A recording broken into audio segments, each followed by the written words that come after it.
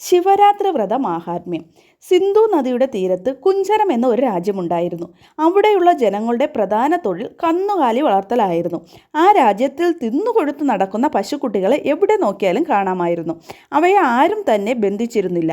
അതുകൊണ്ട് തന്നെ ഓരോ ഭവനത്തിലും അതാതിൻ്റെ കിടാങ്ങളായിരുന്നില്ല അകിടുമുട്ടാൻ നിന്നിരുന്നത്.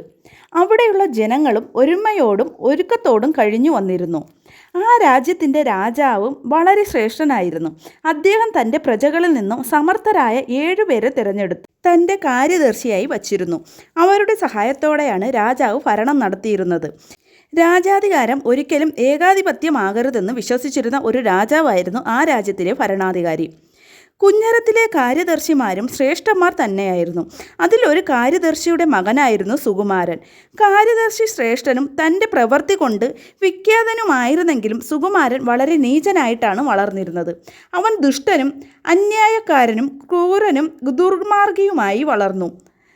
സഹചരെ ദ്രോഹിച്ചും നീചമായ മാർഗങ്ങളിലൂടെ സഞ്ചരിച്ചും കഴിഞ്ഞുവന്നു. പ്രായപൂർത്തിയായപ്പോൾ സുകുമാരൻ അച്ഛനെ ധിക്കരിച്ച് ഒരു ചണ്ടാല സ്ത്രീയെ വിവാഹം കഴിച്ചു. അവളുമായി ഏറെക്കാലം അയാൾ സുഖമായി വസിച്ചു വന്നു. താമസിയാതെ അവൾ ഗർഭിണിയായി. അധികം താമസിയാതെ ഒരു ആൺകുഞ്ഞിനെ പ്രസവിക്കുകയും ചെയ്തു. കാലം പിന്നിട്ടതോടെ സുകുമാരൻ 7 കുഞ്ഞുങ്ങളുടെ പിതാവായി തീർന്നു. 5 ആണും 2 പെണ്ണും. നീചനായ സുകുമാരൻ സ്വന്തം മകളെ തന്നെ വിവാഹം കഴിച്ചു. ചണ്ടാലരിൽ അധപതന മനസ്സുള്ളവനായി അവൻ കഴിഞ്ഞു വന്നു.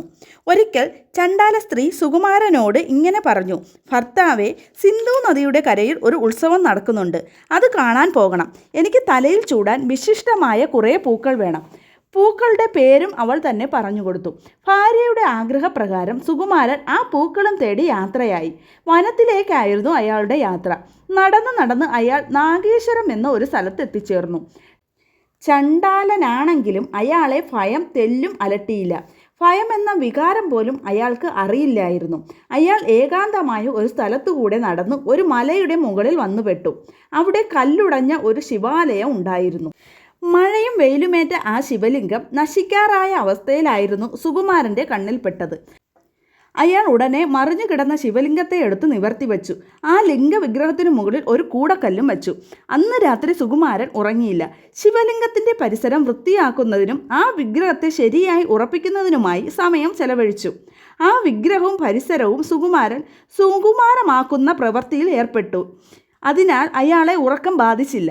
അന്ന് രാത്രി അയാൾ ഒരു പോള കണ്ണുപോലും ഉറങ്ങിയിട്ടില്ല. പ്രഭാതത്തിൽ അയാൾ ശിവലിംഗത്തെ നോക്കി തൃപ്തിയടഞ്ഞ ശേഷം തൻ്റെ പ്രിയതമയ്ക്ക് പൂക്കൾ ശേഖരിക്കുന്നതിനായി താഴ്വരയിലേക്ക് പുറപ്പെട്ടു. വൈകുവോളവും അവൻ അവിടെയെല്ലാം ചുറ്റി നടന്നു.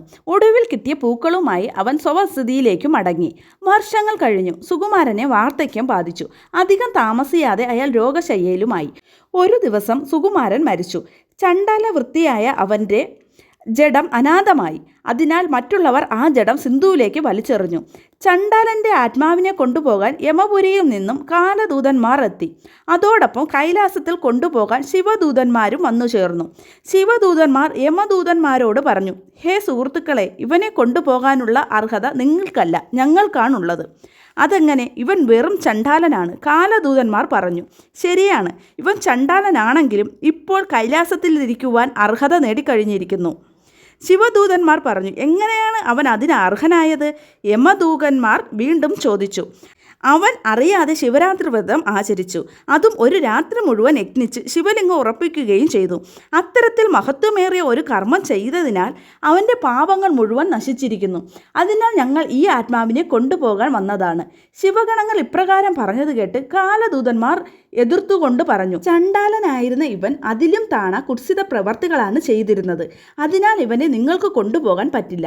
ഇതേ ചൊല്ലി യമദൂതന്മാരും ശിവഗണങ്ങളും ഇപ്രകാരം പറഞ്ഞത് കേട്ട കാലദൂതന്മാർ എതിർത്തുകൊണ്ട് പറഞ്ഞു. അപ്പോൾ യമധർമ്മൻ പറഞ്ഞു: സുകുമാരൻ എന്ന ഈ ചണ്ടാലൻ്റെ ആത്മാവ് ഇപ്പോൾ മോക്ഷം പ്രാപിച്ചിരിക്കുകയാണ്. ഒരു രാത്രി മുഴുവൻ ഇവ ശിവലിംഗത്തെ പരിചരിച്ചു. അന്ന് ശിവരാത്രിയായിരുന്നു. പിറ്റേന്ന് മുഴുവൻ പൂക്കൾ തേടി നടന്നതിനാൽ ഉറങ്ങാനും കഴിഞ്ഞില്ല. യാദൃച്ഛികമായിട്ടാണെങ്കിലും അനുഷ്ഠിച്ച ശ്രേഷ്ഠമായ കാര്യം കൊണ്ട് അവൻ മോക്ഷദായകനായി. ആ ആത്മാവിനെ അവരോടൊപ്പം അയക്കുക. അവർ പോകട്ടെ. യമധർമ്മൻ്റെ നിർദ്ദേശപ്രകാരം യമദൂതന്മാർ സുകുമാരൻ്റെ ആത്മാവിനെ വിട്ടുകൊടുത്തു. ശൈവദൂതന്മാർ സുകുമാരൻ്റെ ആത്മാവിനെയും കൊണ്ട് യാത്രയായി.